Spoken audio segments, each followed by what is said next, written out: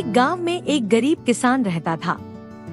उसके पास खेती करने के लिए बहुत कम जमीन थी, लेकिन वह मेहनती और ईमानदार था। वह अपनी छोटी सी जमीन पर खेती करता और जो फसल होती उसे बाजार में बेचता।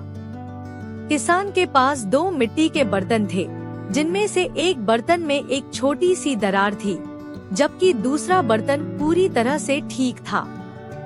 किसान रोज सुबह उन बर्तनों को पानी से भरकर अपने कंधों पर टांगकर खेत में पानी देने के लिए ले जाता।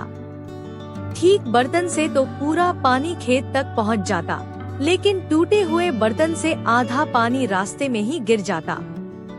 इस तरह ठीक बर्तन पूरा पानी पहुंचाने में सक्षम था, जबकि टूटे बर्तन से आधा पानी ही पहुंच पाता।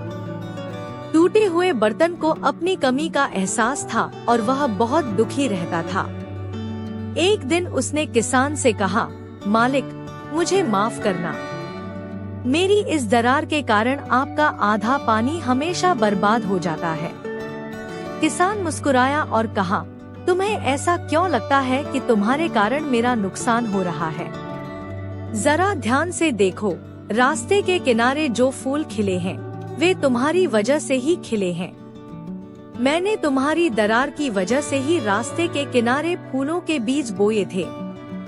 तुमने हर दिन उन फूलों को पानी दिया, जिससे वे खिल उठे।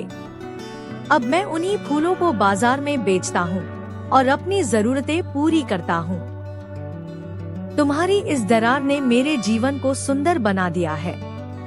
इस कहानी से हमें यह सीख मिलती है कि हर व्यक्ति की अपनी विशेषता और महत्वपूर्ण योगदान होता है, चाहे वह कितना भी कमजोर या असक्षम क्यों न हो।